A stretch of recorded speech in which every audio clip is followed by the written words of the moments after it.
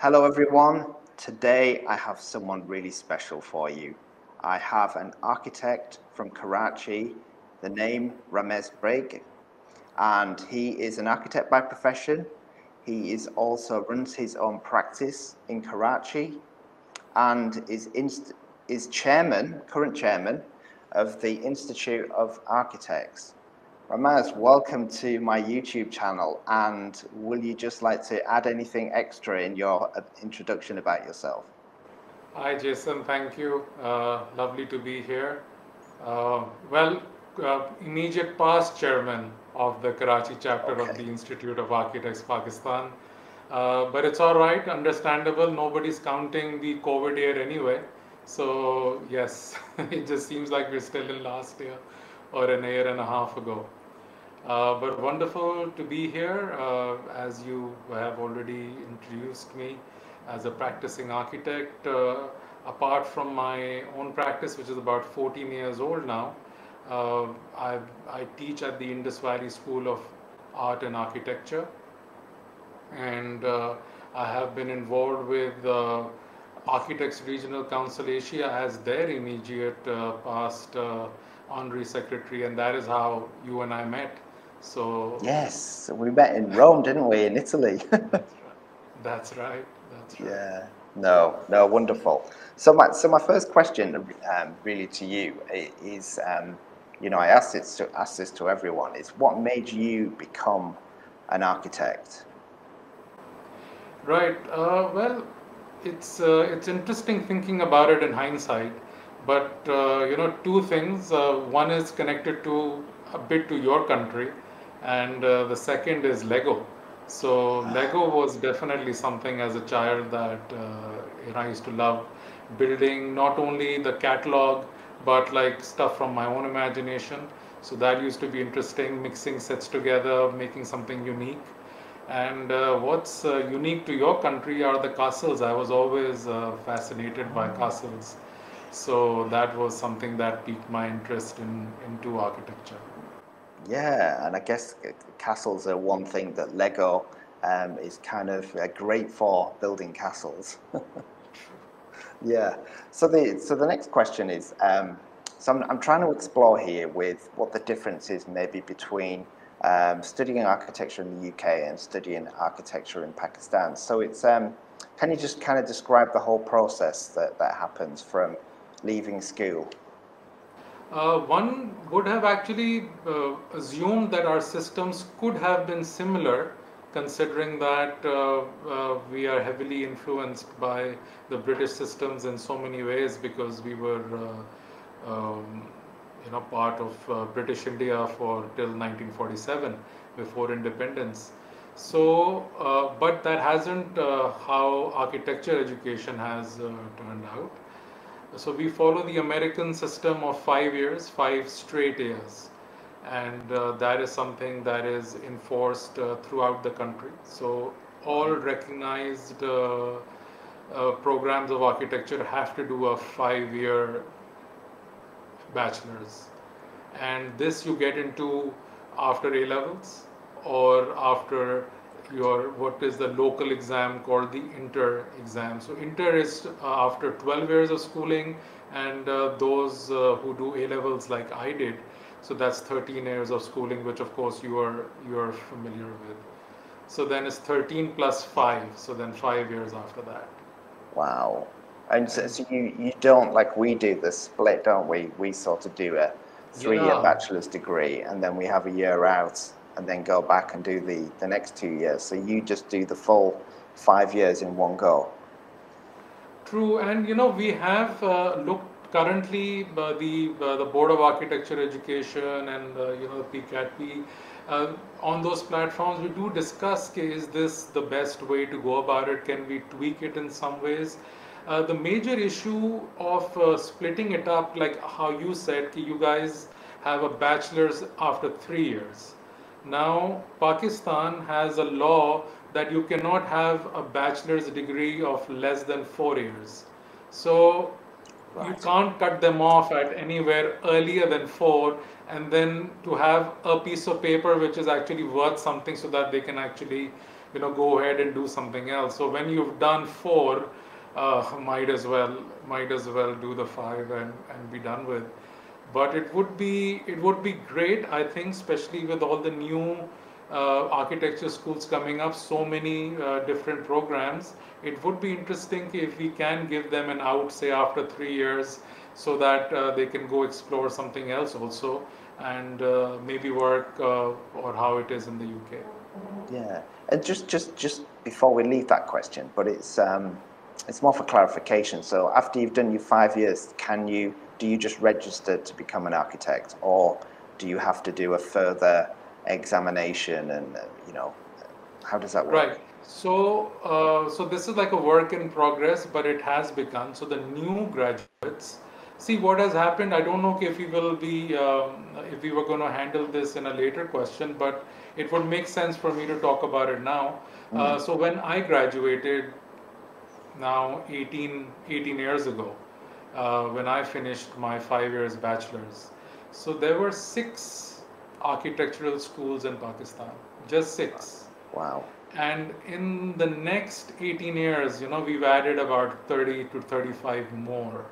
So Oh. it's been like an exponential growth, right? And of course, there are many good ones, but the quality is not all the same. So that has actually prompted the need for an examination.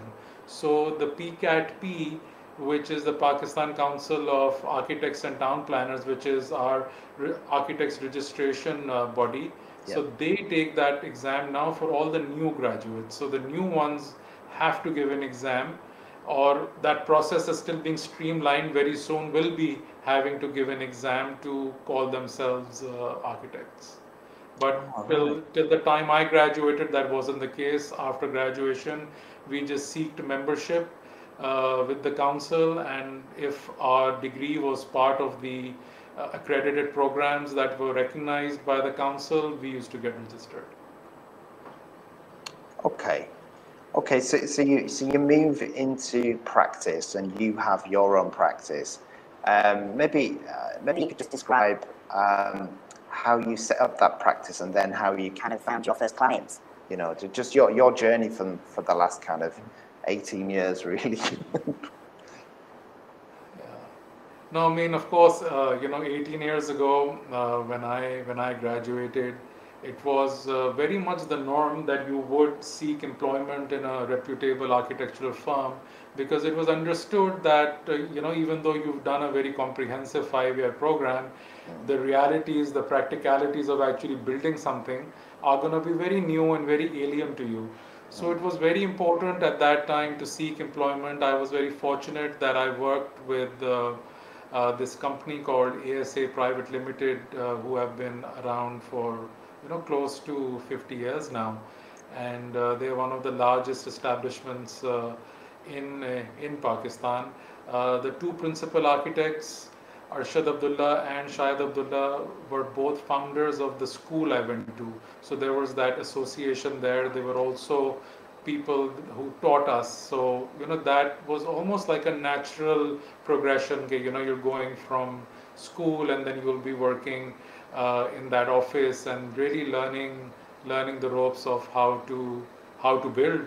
Yes. And I count that as my continuing education program. Really, okay, I count that, I value that as education, okay, where I learned how to put things together, because it would be, I mean, this is something, we are in the entrepreneurial age as such, and you find a lot of young architects going on their own immediately. And I would like to give them that advice. It's better to not do that, because there is so much that you Yes. don't know, and it's better to learn the ropes in a controlled sort of an environment, where you can actually figure out without any extreme damage to your reputation or anything like that. Um, during those 4 years, somewhere along the way, well, closer to the second year or the third, I got married. So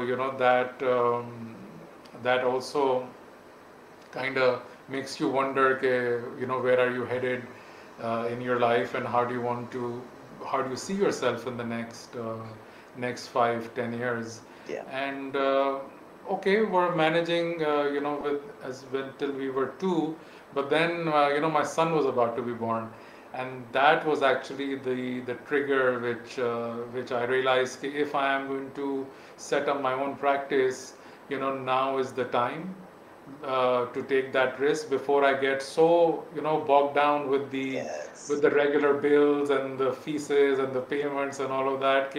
It becomes difficult to make that transition. So yes, in 14 years later, I can say I'm glad I took that step at that time. It was the right time, and parted on very good terms from where I was working. They were kind enough to actually help me along the way. So when I went to say goodbye to the principal architect, he was kind enough. He was meeting some clients, so he said, "Okay, why don't you start with him? He's somebody who's worked in our office. They're looking for fresh ideas for their house. Incidentally, it's that house, the one that you see behind. So that Oh, was wow. my first project, and I got it through the reference of my first boss, my first and only boss. And I guess your reputation built from there, having come from a good university and worked in a very well-established office, it was probably, I'm guessing, kind of easier for you to get clients once you'd set up on your own. Is that a fair summary? You know, Um, yes, that definitely helped. And then, word of mouth. So you have to be, again, this is for the younger lot who are just mm, starting off. You have to be very, very conscientious of those early years, because that is really where you make your name. And I don't know if it's any different in the UK or other parts of the world, but here in Karachi or Pakistan in general, word of mouth is really the best way that you get work. It's yeah, still based on the reputation of your previous work, that would somebody recommend you, because people uh, here do, it's a very common way. They would definitely ask their friends, okay, we're thinking of building something.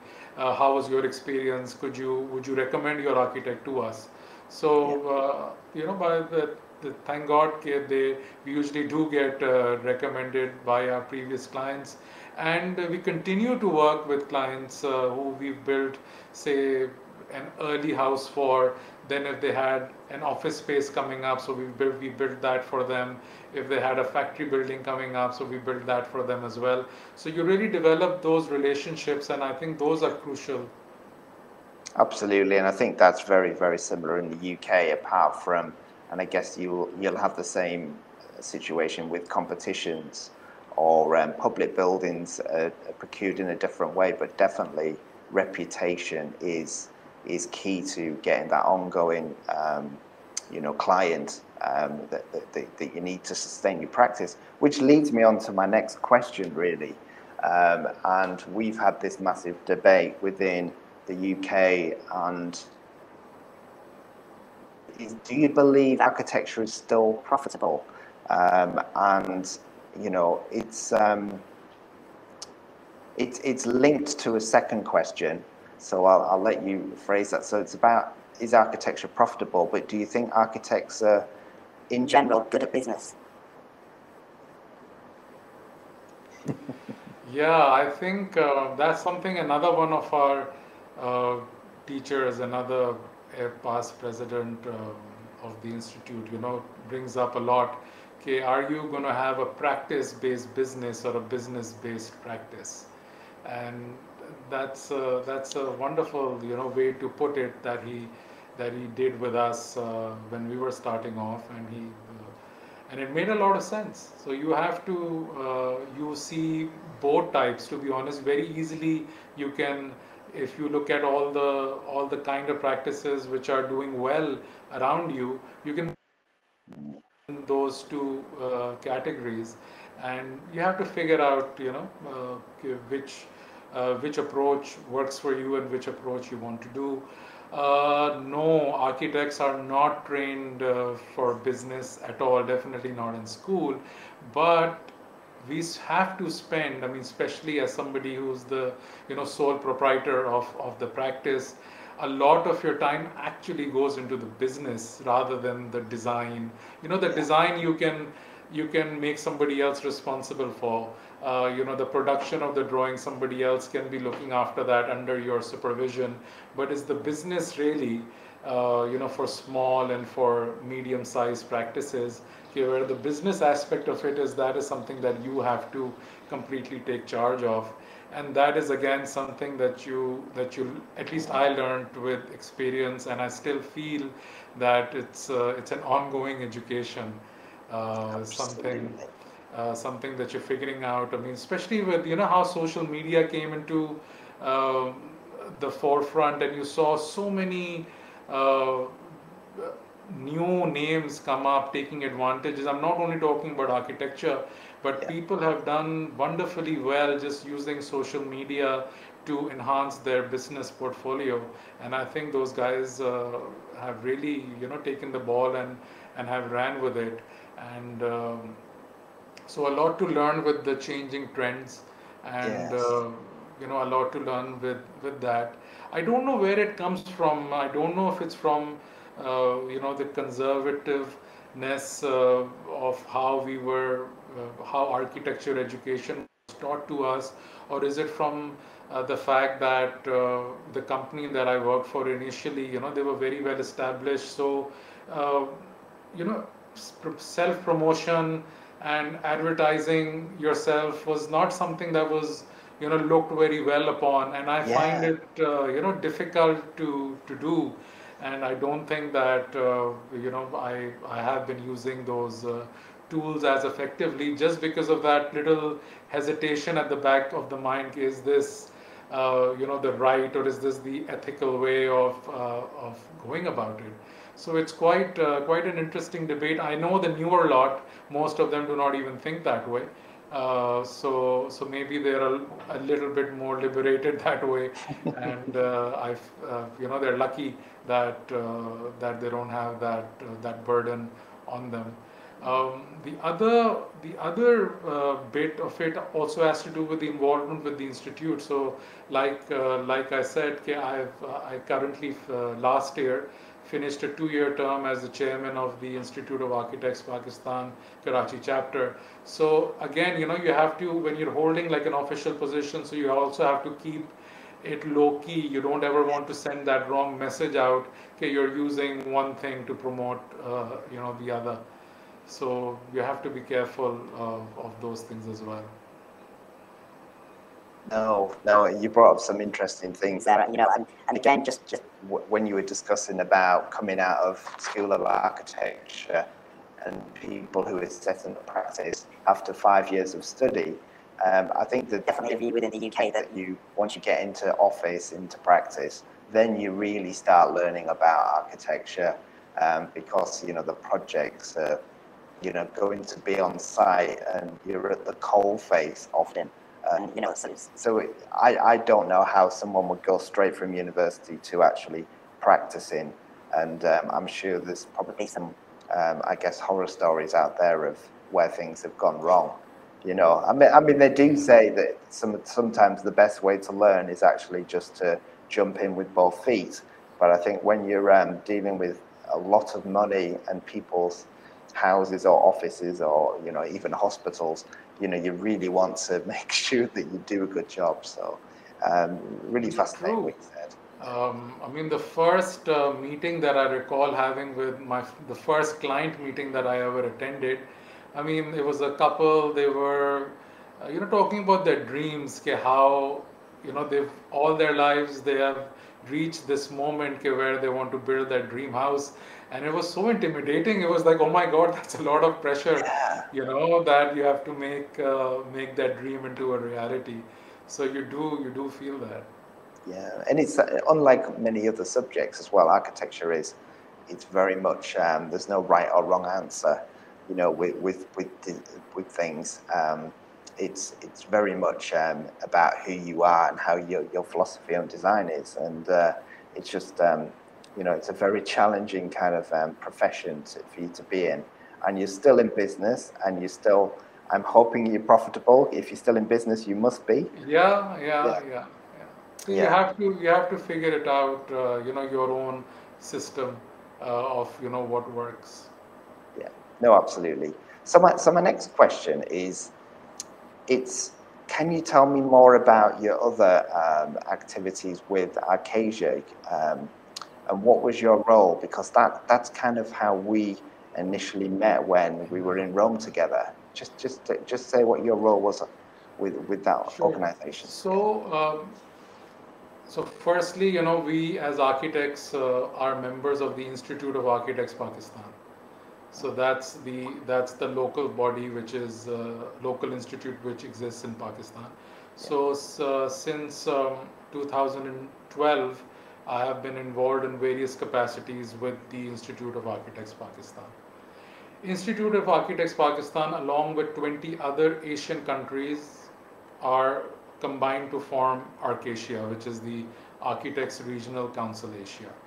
And in 2017, uh, an Pakistani architect Jahangir Khan, somebody that you met as well in Rome, yes, so he took over the presidency. Um, and then I got the opportunity to be part of his team as the honorary secretary. So I served a 2-year term in Arcasia as the honorary secretary. What we did was to start this outreach program. So we had, we felt one of the president's visions at the time was, okay, we have Asia, and that's our forte, and we're just going to continue to build on it. But we're going to take this opportunity to actually outreach into other institutes as well and other regions as well. So uh, amongst those initiatives, when we were organizing various seminars and workshops and teaching opportunities all over the world, we had something, we organized something with the Marconi University based in Rome. And it's amazing that we did this in 2018, and they were 100% virtual university, as you remember. And it was yes. such a novelty. It was such a novelty back in the day. Little did we know that 2 years later, every university is going to be, virtual. And Virtual. so, so we were ahead of our time from that point of view, that we Love it. pinpointed that opportunity. And you were there as one of the instructors, and amongst others, and we had architects from the entire Asian region. I think about 7 or 8 countries were represented. We were all there for that particular workshop that I helped organize with Marconi University. um, so similarly, we did programs in the Visegrad countries, if you're familiar. So we reached out to them. Is the Yeah, Visegrad Four Architects Foundation, that's Hungary, Poland, Czech Republic, and Slovakia. right. So that was very interesting. We worked with them. Arcasia signed an MOU with them, so became like a partner organization in that regard. And yeah, I mean, one of the most amazing things about that 2-year term was that it took me in all over the world. So within 2 years, I was in 22, 23 different countries, and Wow. it's an experience that I'll never forget, and very thankful, to for that opportunity. Yeah, no, terrific as well. And I think I've seen you've been to the UK as well and met with the RIBA in the past, I believe. Is that right? No, no. Maybe. So this, I was saving this for another question. So Oh, okay, no problem. UK is one of the few countries that I want to visit that I have not had the opportunity to visit. Oh, okay. I met the RIBA delegation in New York.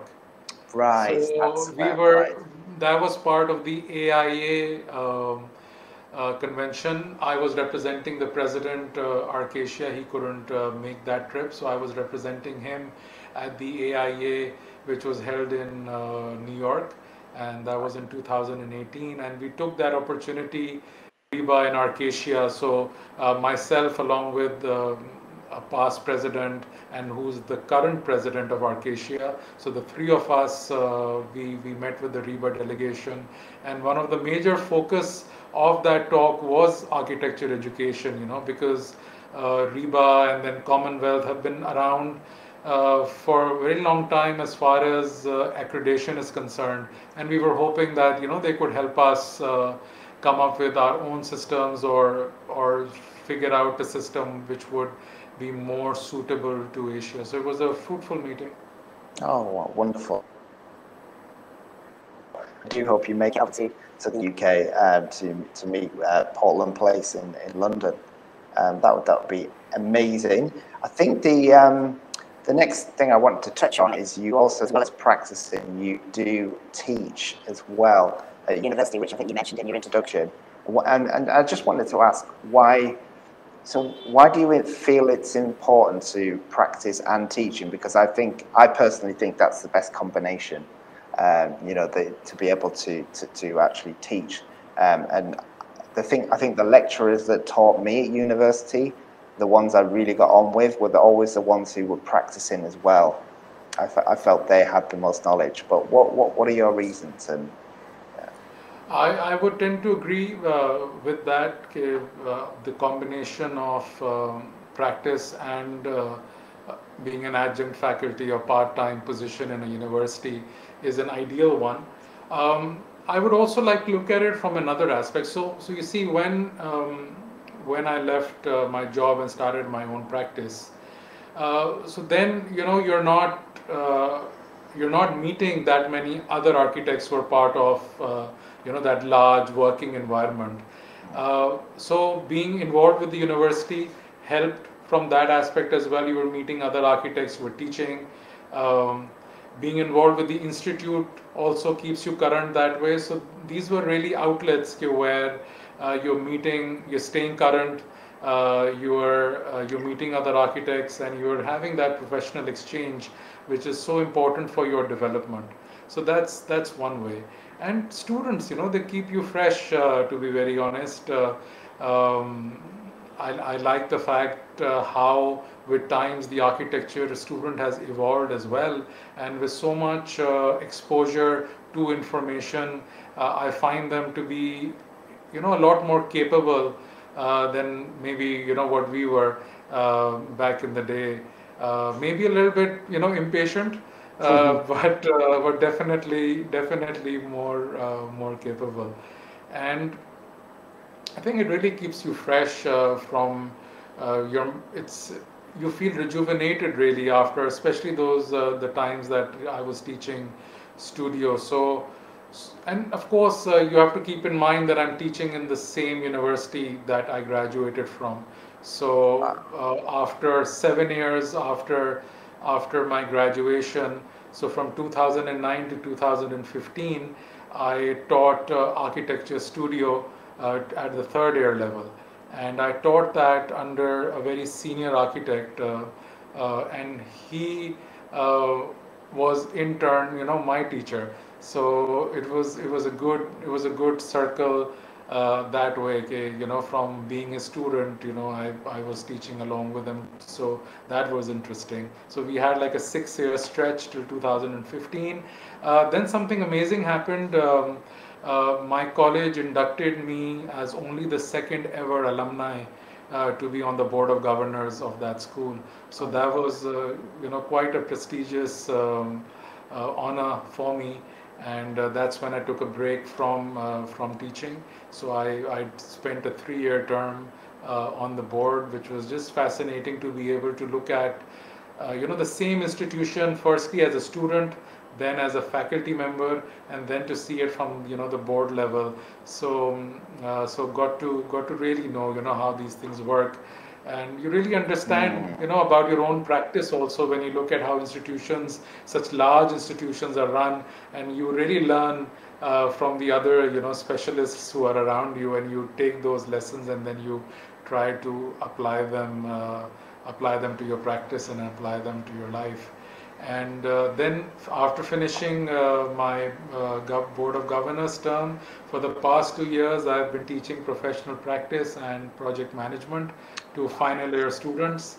So, and you of course are aware of that because we had you in that class yes. 2-3 weeks ago. Yeah. So you lectured, you were a guest lecturer for one of my classes. You gave them a very interesting talk on BIM, which is really something which has become quite common and really the way forward in the West, but it's still in its infancy, I feel here. So, after a discussion with you, I felt it was good for students who are just joining, who will be just joining the workforce, that they should understand from the beginning the advantages. So, very thankful for you to have come and given them that talk. Oh, thank you. It was an absolute pleasure. It really was. Yeah, no.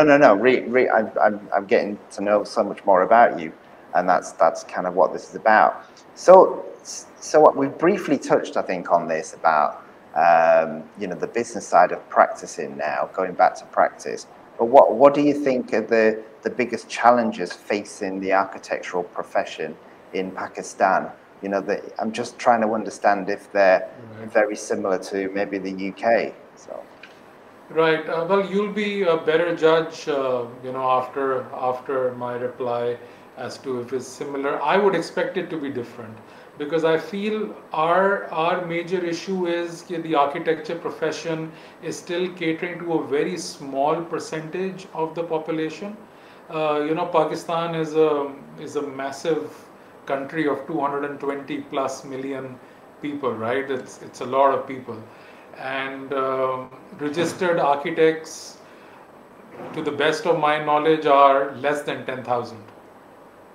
So if you think about it, that number does not make much sense, and one would think that everyone would be spilling over with work because there's only 10,000 of them, so there must be work piling.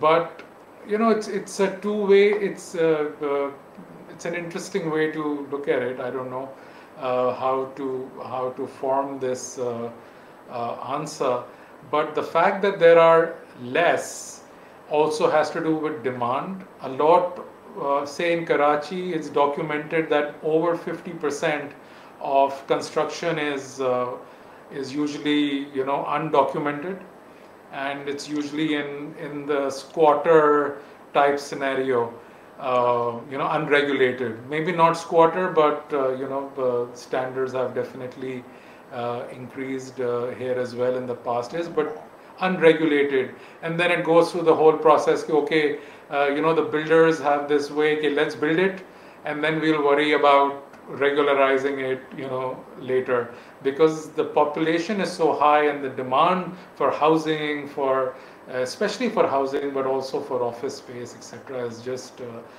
just quite a lot. So that's one reason. And then the other reason is that there are these misconceptions still associated with our profession that only rich people can afford architects, and that's one of the few things that I try to tell my students. I try to tell the client that, look, having a good professional on the team will only help you save money if that is really a priority or a main priority for you. Don't think that the fee structure or hiring of an architect is an additional expense. It's a necessary expense. It's a legal expense. I mean, there is no legal way of not having an architect, and he will, through his guidance, through his experience, help you save money. Um, just but yeah, now so this was like the challenge which has been there for a while. But now the new challenge is okay, what I mentioned to you, that in the last 15 to 18 years, 30 to 35 new architecture schools have come up. So that means where at the time when I graduated, maybe in all of Pakistan, 80 to 100 architects were graduating in a year. mm, Now 1,500 to 2,000 are graduating every year. So that number, which took, say, we've been in for about 70 odd years. So say that number, which took about 70 years to swell to around 10,000, is just going to get 2,000, 2,000 plus added mm, every year. And very soon, in about 10 years, it will be three times the number that it is today. and you never know, maybe if more schools come up, it could be even higher. So this is the biggest challenge. Do we have the kind of diverse industry to absorb this influx of architects? Because till now, the focus is everyone graduates and expects to be that star architect, right? They want to be that designer who's doing that. But we have to realize that there's so much more to the industry, and there's so much diversity. There's so many different positions that you can actually be more useful, and they may be more suited to the kind of individual that you are. So we have to, I think our challenge as people, who are established architects, as people who are working for the institutes as well and involved with the schools, okay, it should be our focus to make the environment, make the industry conducive to be able to absorb this new influx of graduates. So we're moving away from Practice Link now. I just wondered if you could share with us your kind of 5 favorite buildings in Pakistan and kind of briefly explain why, if you can. Yeah. Okay, that's interesting. Again, Pakistan, pretty fairly large country, and we've got a very varied climate as well. So from that way, we've got some interesting solutions for in different parts of the country, uh, which would definitely warrant mention. Um, I'll start with my city. So Karachi. Pakistan, when the Ah Khan Foundation, you're all, I think, as architects, because of the Ah Khan Award for Architecture, we're very familiar with the Ah Khan Foundation and the role that it has played for the profession. So it all really started, in the early 80s in Pakistan. Pakistan was where this was like where the inaugural um, award ceremony took place in the Shalimar Gardens in Lahore. That's like a Mughal period garden, a beautiful heritage piece. So that's where it all started, and they got involved in Pakistan as well. So that foundation built a hospital in Karachi. It's called the Ah Khan University Hospital, and that building is, I mean, apart from being beautiful, it has really been a game changer. It really opened the eyes for the generations following that, like people like myself who have grown up with that building actually being there. And like another way, it really showed how a climately conducive building could work, how you could use courtyards to your benefit in a hot climate, humid climate like Karachi's. How do you, create outdoor spaces, public spaces, like human being, being given that respect. That is something that we miss out a lot, when we compare our public spaces to say what we find in Europe.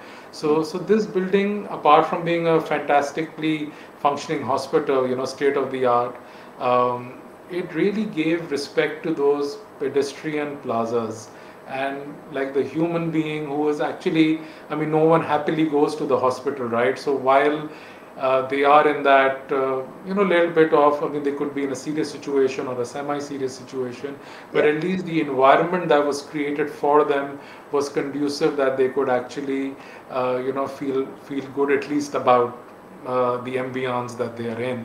So from that point of view, this building complex is fantastic. And even though I just said that nobody goes to the hospital unless they are unwell, but it is a very popular picnic spot also. So people do visit, and there's an artificial lake there. So people just like to just visit, to just sit there and enjoy the view. What are the 4 other buildings that really are your favorite buildings, and why? Yeah. So then I'll move to Islamabad, which is the capital. So that's the capital city of Pakistan, and it's in the foothills of Margala Hills. So it's a very scenic location, and it was a purposely built capital. Uh, this city was established just like Brasilia and just like Putra, the Malaysian one as well, Putrajaya, I think. Just like those, this was designed to be a capital city. So, OIC in the early 70s, there was this this political movement initiated here where they wanted to create like this Islamic bloc. Okay, they felt that the Muslim countries were not getting their fair due in the world, and this OIC summit was held in Islamabad, where all the leaders of the Muslim world came, and they exchanged ideas on how to improve our standing on the world stage. So Shah Faisal, who was the king of Saudi Arabia, was a big supporter of that movement, and he was very happy uh, to help Pakistan, and saw Pakistan as a country which could actually at that time play a prominent role in that. So he became a patron for this mosque, which is called the Shah Faisal Mosque, and this mosque sits in the foothills of the Margala.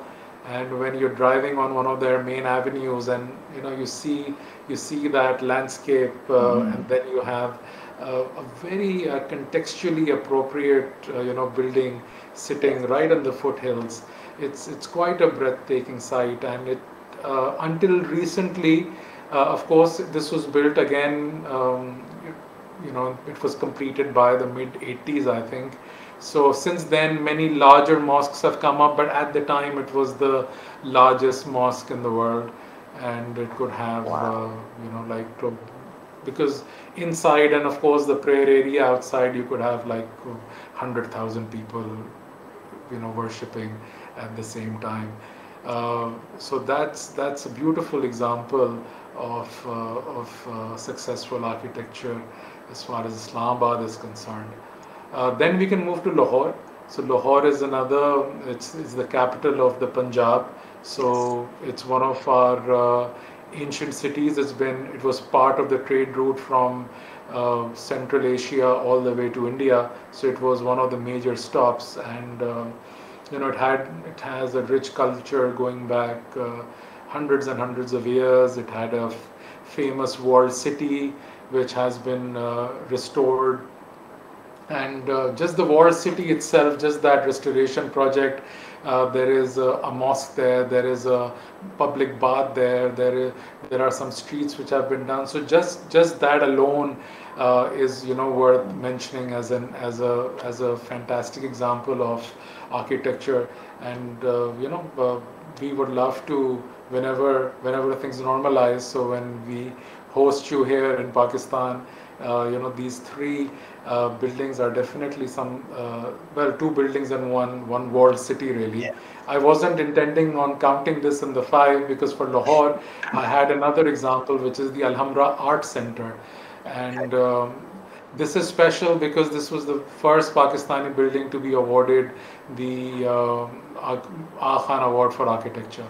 So so that way it is very significant, and it really put contemporary Pakistani architecture at that time on the map, and influenced so many others to follow in those footsteps. In the Gilgit Baltistan area, which is right by the border with China. So over there, some fantastic restoration work has taken place, and it has really become, one of those tourist hotspots. So COVID has put a pause to it, but Yes. a lot of international travel. You know that like a decade ago, Pakistan went through turbulent times, and there was not much tourism. But thankfully, all that has changed in the past many years, and we were attracting a foreign tourists in our northern areas, where fantastic restoration work of old forts has taken place. So that is, there is the Baltit Fort. That's something that we would like our audience to see. There is a Shigar Fort. That's something that that would be quite an eye opener because it's such a scenic location, and but what the good part is that due to COVID and international travelers haven't been able to come, it has given Pakistanis the opportunity who haven't been able to go abroad for holidays. So they've been able to explore those areas for the first time as well. So I don't think they've suffered, financially as much as they could have. So the foreign tourist has been very well, replaced um, by the local by the locals there. And then I think of final example could also be from Balochistan, which is our least populated provinces, and it's again very dry and arid, sort of a hilly, plateauish sort of a terrain.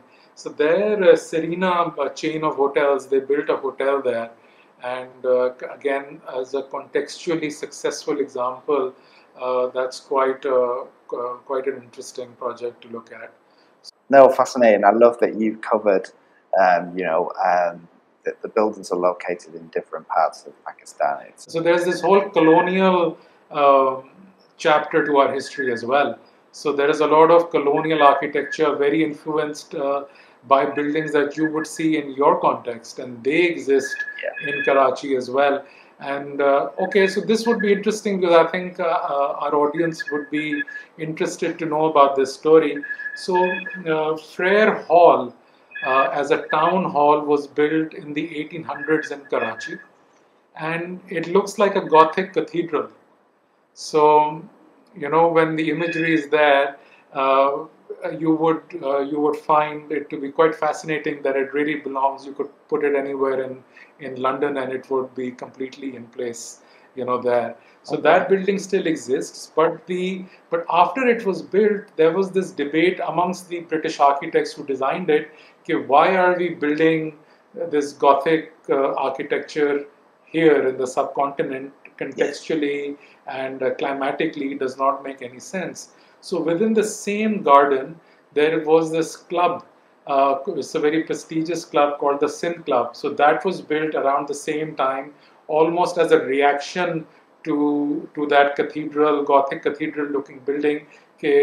Look, this is how maybe we should be building in Karachi's context, in Karachi's environment. So very interesting. Unfortunately, boundary walls have come up now, so you don't see both the buildings in one frame. But till some time ago, you could actually see both the buildings in one frame. So there's beautiful colonial architecture in Karachi. Some of it, of course, unfortunately, we've lost, but some of it we are trying to preserve, and some of it is currently in use as well. So just moving, I guess it's still related, but what do you think that is the biggest cultural differences between, Western architecture and the architecture specifically to Pakistan, really? Climate is the biggest one, I would say. I mean, you have to predominantly keep your buildings warm, and we have to predominantly attempt to keep our buildings cool. So that is the major difference. But you have to realize that we feel our profession is in the infancy, and because of not being able to really progress in establishing our own modern identity, uh, again, majority the where architects are, not involved, that 50% that I was talking about, Yeah. and where, or at least even where architects are involved, but they're not very conscientious. Too many influences of what's happening in the Middle East, for example, Dubai specific, and of course we know that Dubai very much influenced by what's happening in the West, and they're just trying to make it even bigger and even larger, and that way. So we were unfortunately adapted those glass curtain walls as well, which really for a climate where in the summer we really hit 40 degrees centigrade, it's not a situation that you want to be in.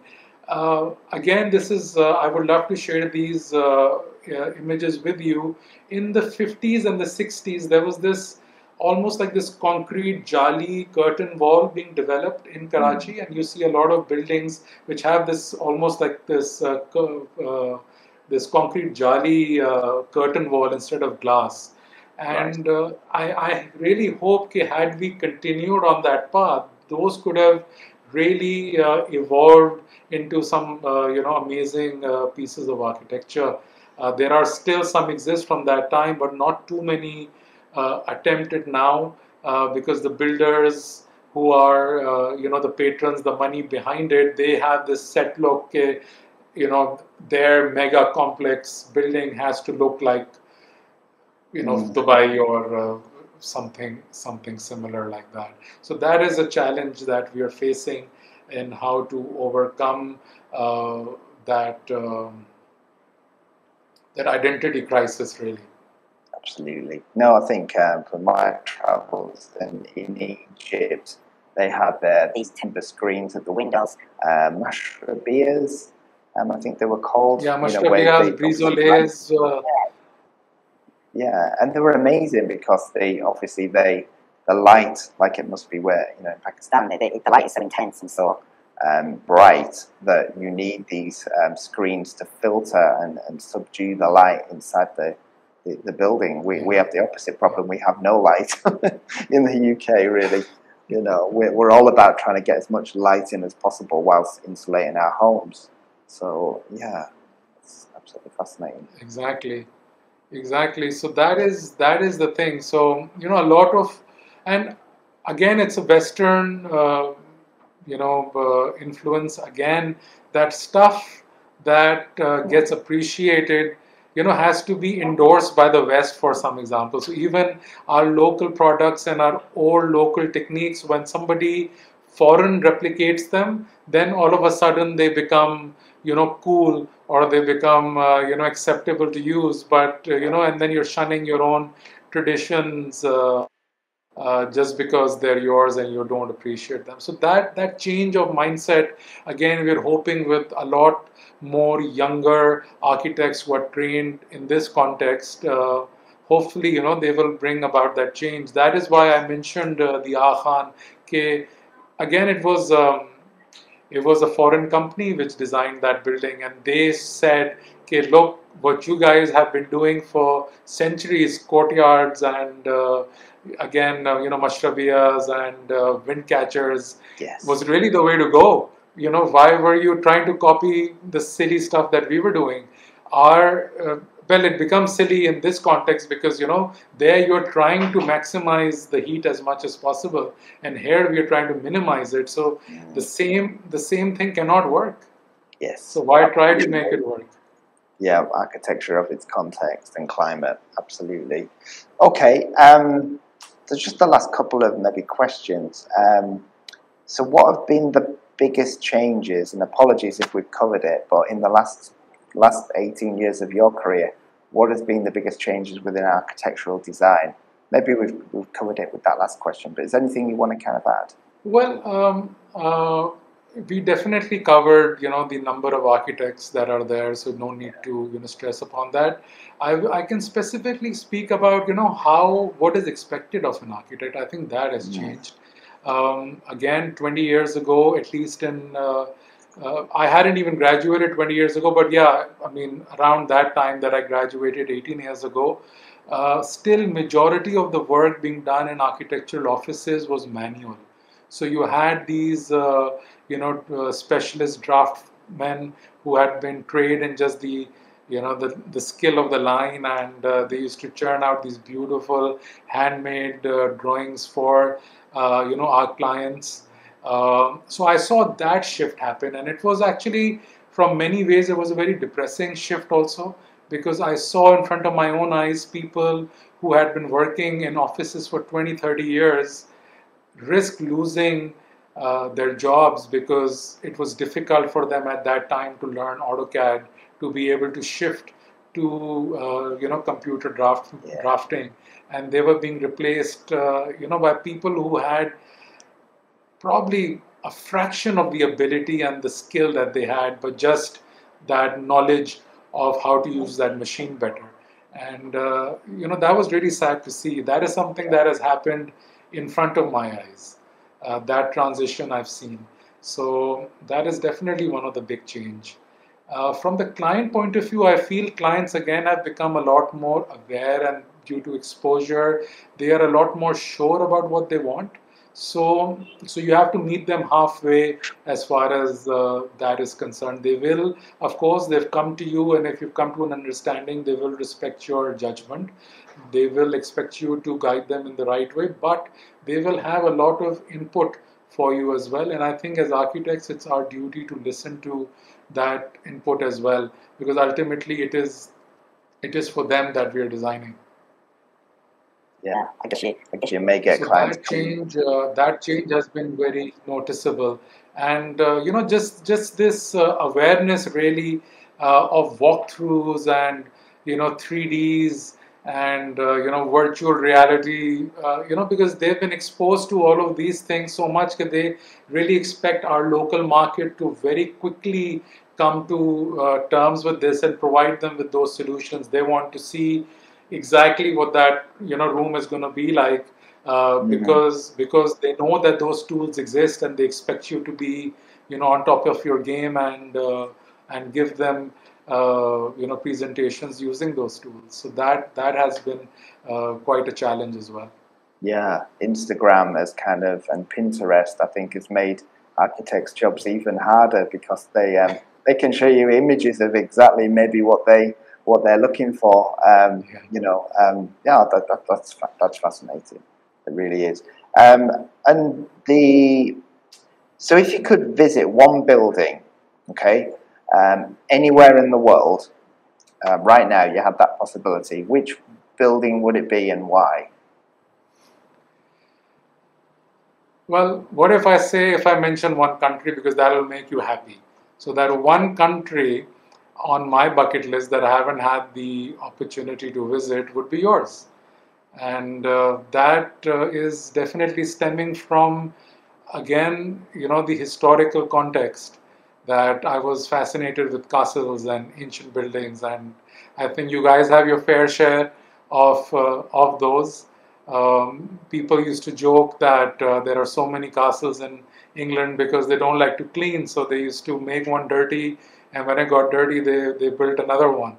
So, yeah, of course, I'm sure that's not true, but point being, just the kind of architecture that it gives you that complete cross section from, say, the Middle Ages all the way to current movements in architecture. You get to see all of that in one city. So really, if I could visit, or where I would like to visit next, would definitely be London, and would expect you to take me around to see as many castles as possible. Absolutely, absolutely. No, I think And I mean, sorry, just to continue that, that's why that one particular building also became difficult to answer. That, as I mentioned earlier, I've been very blessed in the last 2 3 years to have traveled quite a bit of the world, and a lot of the buildings that like I wanted to see Frank, like I had seen nothing by Frank Lloyd Wright 2 years ago. I have now. I had seen nothing by Tadao Ando 2 years ago. I have now. I had not seen anything by Corbusier. I have now. I had not seen anything by Mies. I have now. Not seen anything by Louis Kahn. I have now. So, a lot of those bucket lists buildings, like the yeah. Guggenheim, like the Shere Bangla, like Seagram building, all of those I've been able to tick off. Oh, that's wonderful. And I'm sure when you make it to London, you will be ticking off even more of them buildings as well on your list. Okay. I think the last question I have for you is is kind of relating back to what do you believe's been your greatest success so far today within your architectural career? Well, I think the way I look at it is that my greatest success is going to be the next one. You know, you always have to keep it positive that way. You should never, and I'm still very early in my career to say that, you know, I have achieved all that I had set out myself to do. So definitely, somebody asks me what is my favorite project. My favorite project is always the one that I'm working on at that time. I like to look at it, you know, from that point of view. And the greatest success would be, you know, architecture-wise, would be my next finished one. But I must say that you know, I've been very fortunate that before I turned 40, I was elected chairman to my city's chapter of the institute. So that's not something which happens or has happened very often. I was very fortunate to have held that international position in Arcacia, which really saw me, you know, travel and interact all over the world. Be given that honor by my own alma mater, you know, to only be the second alumni to be ever inducted in the board of governors. I mean, that was something that you know, I can be proud of and grateful for sure. Absolutely. Fantastic. Well, many more years of practicing architecture and educating our architects as well, young architects, I'm sure is ahead of you. It's been an absolute pleasure to have you on this chat and this video. And I just wish you all the best in the future. And you know, you're welcome to come over to England anytime. It's been Yeah, great. I definitely look forward to. I've gotten vaccinated, so that's step Me one too. done. That's the first step done. Now let's see how. I hope if things normalize in the world. I think it's a very rare situation where majority of the world is can feel each other's pain. They all find themselves in the same boat. So that Yeah. has really you know, made us realize our humanity. And I hope that when things become more normal, as far as travel, as far as interaction between people of different countries concerned, we you know, we greet each other in a more welcoming world, in a happier world, in a more content world than what was before. Yes. Yes. Thank you. Thank you so much. And great conclusion to our discussion. Thank you.